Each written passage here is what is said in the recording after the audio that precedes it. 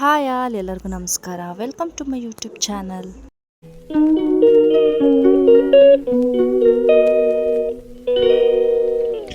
So finally first auto ಹತ್ಬಿಟ್ಟು ಫಸ್ಟ್ನೇ ಪ್ಲೇಸಿಗೆ ನಾವು ಹೋದ್ವಿ. ಫಸ್ಟ್ ಪ್ಲೇಸ್ ಬಂದುಬಿಟ್ಟು ಅಭಯಾಂಜನೇಯ ಟೆಂಪಲ್. ಇದು ಆಂಜನೇಯನ ಮೂರ್ತಿ, ತುಂಬ ಉದ್ದ ಇರುವಂಥದ್ದು. ಸೊ ಅಲ್ಲಿರುವಂತಹ ಆನೆ ಮೂರ್ತಿ ಕೂಡ ಹೌದು. ದೇವಸ್ಥಾನ ತುಂಬ ಚೆನ್ನಾಗಿತ್ತು. ಸೊ ಇಲ್ಲಿ ಆದಮೇಲೆ ನಾವು ನೆಕ್ಸ್ಟ್ ಹೋಗಿದ್ದು ಪಂಚಮುಖಿ ಆಂಜನೇಯ ಟೆಂಪಲ್. ಇದಂತೂ ತುಂಬಾ ಚೆನ್ನಾಗಿತ್ತು, ನೋಡುವಂಥದ್ದು ಜಾಸ್ತಿ ಇತ್ತು ಇಲ್ಲಿ. ಸೊ ಇದು ಬೆಟ್ಟದ ಮೇಲೆ ಕಲ್ಲಲ್ಲಿ ಇದು 5 ಮುಖದ ಆಂಜನೇಯ ಉದ್ಭವ ಆಗಿದೆ ಅಂತ ಹೇಳ್ತಾರೆ. ಸೊ ಇಲ್ಲಿ ಇರೋದು ಪಾದ, ಆಮೇಲೆ ಅಲ್ಲೇ ಒಂದು ಕೋತಿ ಇತ್ತು. ಇನ್ನು ಒಳಗಡೆ ವಿಡಿಯೋ ಮಾಡಲಿಕ್ಕೆ ಬಿಡಲಿಲ್ಲ, ಹಾಗಾಗಿ ಟ್ರೈ ಮಾಡಿದೆ, ಬಟ್ ವಿಡಿಯೋ ಮಾಡಲಿಕ್ಕೆ ಬಿಡಲೇ ಇಲ್ಲ. ಸೊ ಒಳಗಿರೋದು ಆಂಜನೇಯನ ಮೂರ್ತಿ.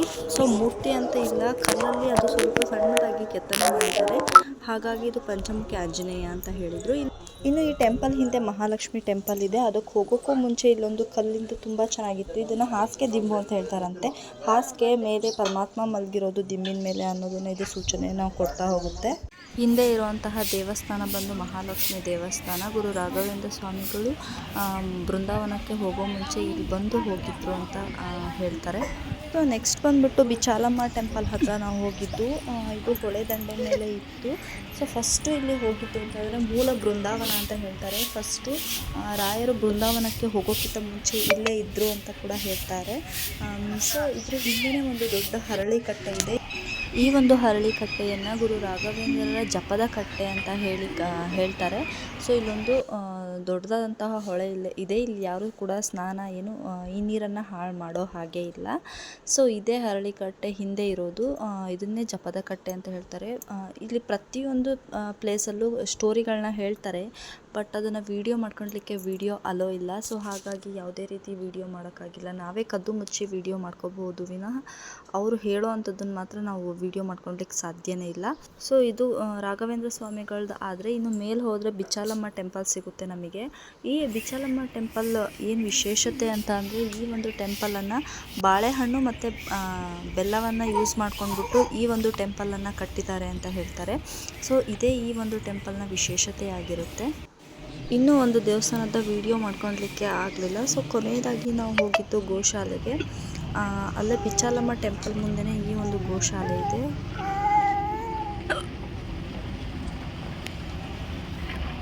ಸೊ ಫೈನಲಿ ಎಲ್ಲ ದೇವಸ್ಥಾನ ಮುಗಿಸ್ಕೊಂಡು ಬರೋಷ್ಟರಲ್ಲಿ 2:30 ಅವರ್ ಆಯಿತು. ಸೊ ಹೇಳಿದ್ದು 3 ಅವರ್ ಅಂತ. 2:30 ಅವರ್ ಆದಮೇಲೆ ಊಟಕ್ಕೆ ಹೋಗಿದ್ವಿ. ಸೊ ಊಟ ಮಾಡಿಕೊಂಡು ಆಚೆಗೆ ಬಂದಾಯಿತು.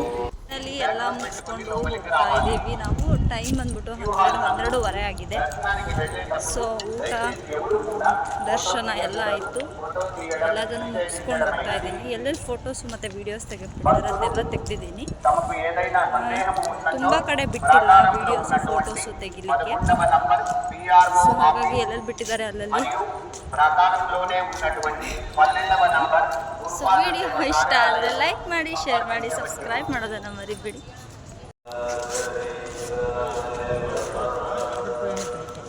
ಬಬ್ಲು ಥೋ ವೇದಿಕ್ ಏ ಬಿಡೋಣ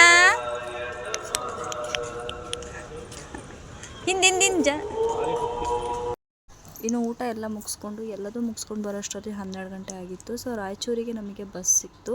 ಸೊ ಡೈರೆಕ್ಟ್ ಯಾವ ಬಸ್ಸು ಸಿಗಲಿಲ್ಲ, ಹಾಗಾಗಿ ನಾವು ಹತ್ತಿ ಇಳಿದು ಬಂದ್ವಿ. ಫಸ್ಟು ರಾಯಚೂರಿಗೆ ಬಂದು ಅಲ್ಲಿಂದ ಸಿಂಧನೂರು, ಹೊಸಪೇಟೆ, ಹರಿಹರ ಬಂದ್ವಿ. ಸೊ ಹರಿಹರಕ್ಕೆ ನಾವು ಬಂದು ಅಲ್ಲಿಂದ ಆಟೋ ಎಲ್ಲ ಮಾಡ್ಕೊಂಡು ಮನೆಗೆ ಬರೋಷ್ಟರಲ್ಲಿ 12 ಗಂಟೆ ಆಯಿತು. ಬಸ್ ಸ್ಟ್ಯಾಂಡಲ್ಲಿ ನಾವು 11:15 ಇದ್ವಿ.